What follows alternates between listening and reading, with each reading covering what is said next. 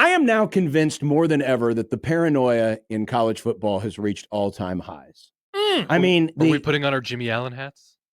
No Jimmy Allen hat necessary here. No, it's not, because they're literally losing their minds over the littlest, in some cases, the littlest things. In this case, the newest case, a little thing.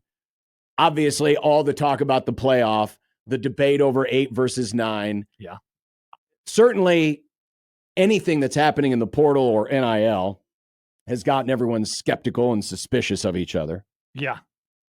But it's gotten bad when now we're debating the merits of preseason polls. Now, real quick, before you rip on this, like 2 weeks ago, you were defending these imbeciles, but now that the Big Ten is saying these things, have you suddenly reversed course? No. We had a whole conversation about this. Yeah, I wasn't defending anything. I wasn't.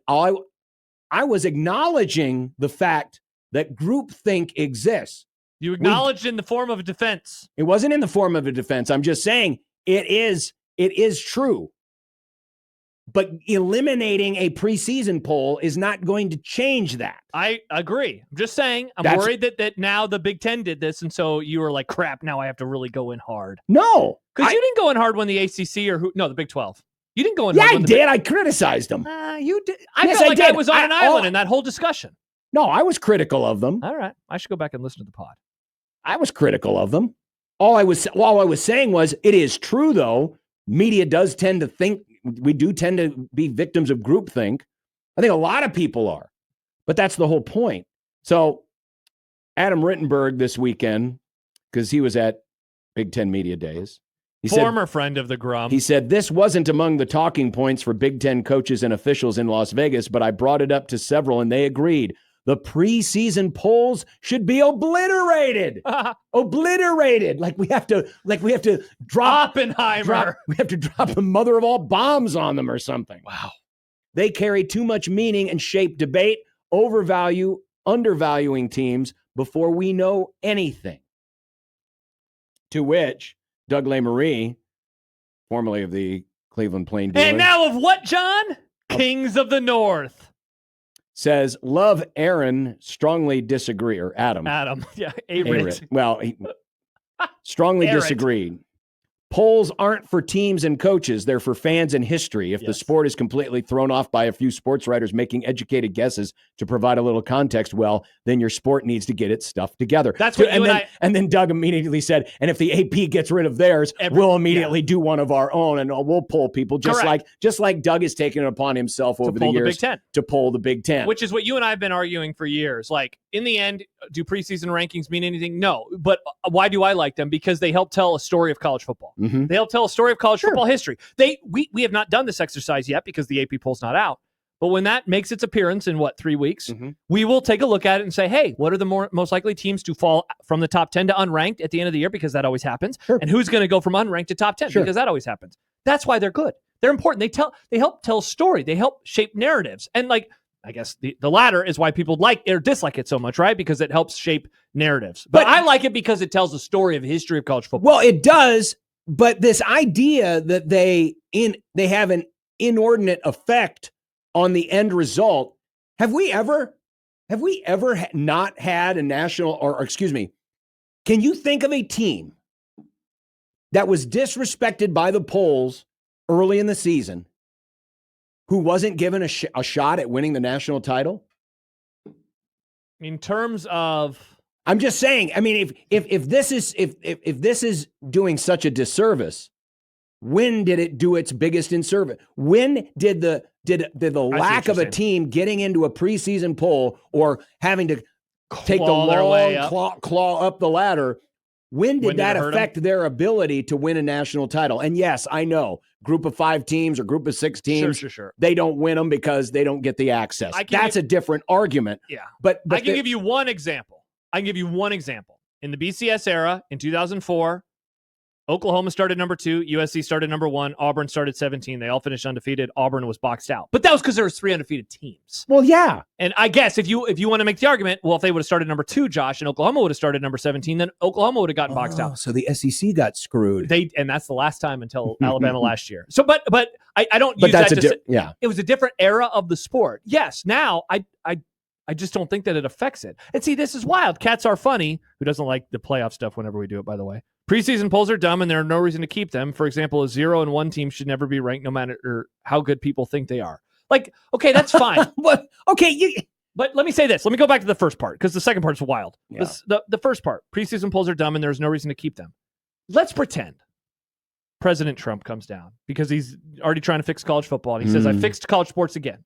No more A people. Then, okay, fine. Doug is just going to do his own, like all the power rankings. First of all, that's my point, is whether it's the AP poll or it's Kay Ford or it's Bill Conley or it's anybody else who does their preseason power rankings, everyone's doing it and nothing's going to stop it. Yeah, you know what ESPN would do if they suddenly didn't have the AP poll? They would make their own poll so they could put numbers next to names on the broadcast. Exactly. They want numbers next to the names on exactly. broadcast. So, and you might say, well, that's not fair. But again, I challenge you. Who cares? Who is a team that got aced out of playing for a title because they got disrespected early in the season? And we now have a 12-team playoff. Yeah, exactly. Someone tried to point out to me over the weekend, well, BYU wasn't in the poll last year. Yeah, and BYU, because they went undefeated, got all the way up to number 6 before they lost back-to-back games in November. Yeah. And I would argue this. I wish I had the time to actually anecdotally do this research. But as someone who has followed these rankings since I was a little boy, I like rankings. It feels like voters today are more reactionary than they were back in the day. In other words, they're more likely to throw out their priors. Yes. Which is good. Which thus eliminates the perception of bias. I think a lot of this arguing over the preseason polls, I think it's a lot of anti-SEC talk. Because the SEC does get a lot of benefit of the doubt. And I understand that, but I think that's where a lot of this is coming from. It's not coming from, oh man, BYU got screwed. It's more like, oh, look, there's 7 SEC teams in the top 12. Well, how fair is that? The other poster boy from last season that's had a lot of conversation surrounding them is, of course, Arizona State. They were picked last in their conference. They were not ranked until November 23rd. But that kind of removes, John, some of the reasoning behind that. They were 3-0 and they lost to Texas Tech. Then they won 2 in a row and they lost to Cincinnati. So by the time that November arrives, this was a team that was 5-2 and ultimately lost to a team that finished 5-7. The reason that it took them forever to climb back into the polls is because they didn't have a very impressive resume to that point in time. But then they beat Kansas State and BYU in back-to-back weeks. They smoke Iowa State and they make it into the playoff. And remember, the poll doesn't determine who's in the playoff. Correct. Now, and I could hear this argument, but they could influence what the committee. Sure, of course, they're human. But again, I challenge you to go back through time and say, what major team ever got aced out of playing for a title or winning a title because they got disrespected at the beginning of the season? I just gave you one, and that's the only one that I can think of because and that was an unusual year. It was correct. We never used to have years where 3 teams finished undefeated. You know, that was a total and that was a year rarity. Where the SEC was the one that got screwed. Correct. Those days are over, and now it's a 12-team playoff, and so it wouldn't happen today. And again, I don't know why fans care. Well, I don't either. You know, like because in theory, all a preseason poll is a prediction. We all do predictions. Correct. All it is a talking point for the off season. I mean, if you're really concerned that discourse and polls and predictions have an unbalanced effect on the perception of a team and it carries throughout the season, then, and I don't say this because I'm joking about never talking about football, but honestly, don't talk about the sport. If you're that worried, we shouldn't be ever talking about the sport in the offseason, because if we talk about Texas in April, and, oh, man, have you seen that Texas situation? They got no quarterbacks left. Their pets' heads are falling off, all this other stuff. Rats. Bevo's dead. And if everyone's talking about it, that's going to have an impact on how Texas is perceived. So really, we don't just have to get rid of the polls. We got to get rid of all the offseason talking.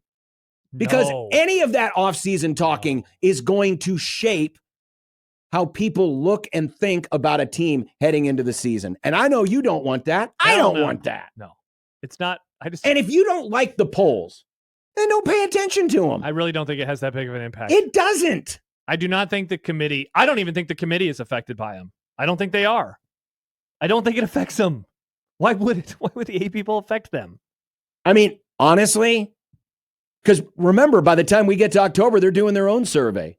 If anything, the AP reacts to the playoff committee more than the other way around. If anything, you could say that the way a team is covered, who gets the most time on game day or on Fox Sports pregame, can have just as much of an impact on how a team is perceived than a number next to their name voted on by 70 drunk sportscasters and sports writers. Drunk? Yes. They could be high. They always drink. It's in the bylaws. They have to drink at least 5 scotches before they vote. Hell yeah. That's a lot of scotches.